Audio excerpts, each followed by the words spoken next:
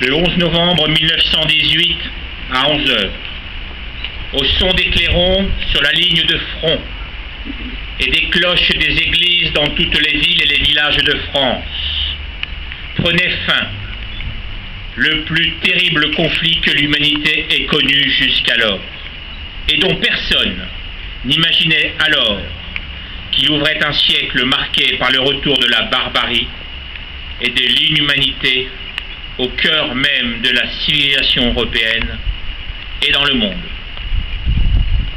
L'armistice, signé dans la clairière de Rotonde, en forêt de Compiègne, quelques heures auparavant, scellait la victoire si chèrement acquise de la France et de ses alliés sur l'Empire allemand tombé 2 jours plus tôt.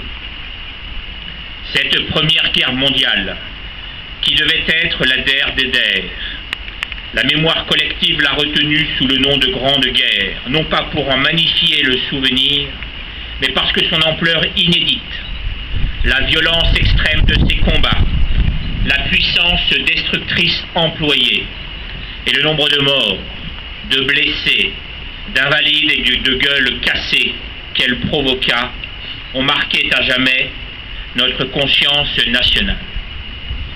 Aucune famille, aucun village, aucune ville ne furent épargnés par la douleur et le deuil.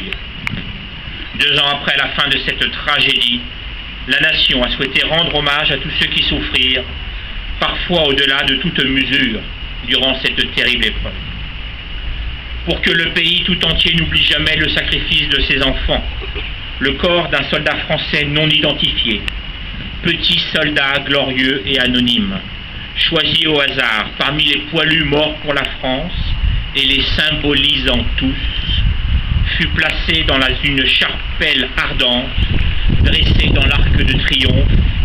C'était il y a 90 ans, le 11 novembre 1920. Selon la belle formule d'Henri de Jouvenel, c'est lui l'inconnu, l'anonyme, le simple soldat qui donne tout son sens à l'Arc de Triomphe. Ce corps fut inhumé sous la dalle sacrée le 28 janvier 1921 et depuis le 11 novembre 1923, sans interruption, la flamme du souvenir brille à ses côtés, ravivée chaque soir sur la dalle sacrée.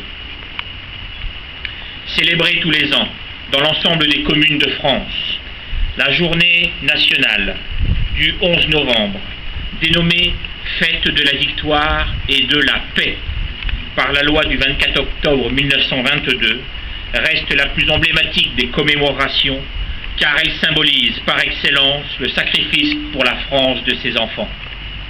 En 1940, alors que la France était en souffrance, abasourdie par sa défaite, coupée en deux, en partie occupée, alors que l'engagement dans la France libre ou dans les prémices de la résistance intérieure était encore affaire d'individualité aussi responsable que peu nombreuse, c'est le 11 novembre que se leva, sur le territoire métropolitain, le premier écho populaire à l'appel historique du général de Gaulle, lancé le 18 juin depuis la radio de Londres.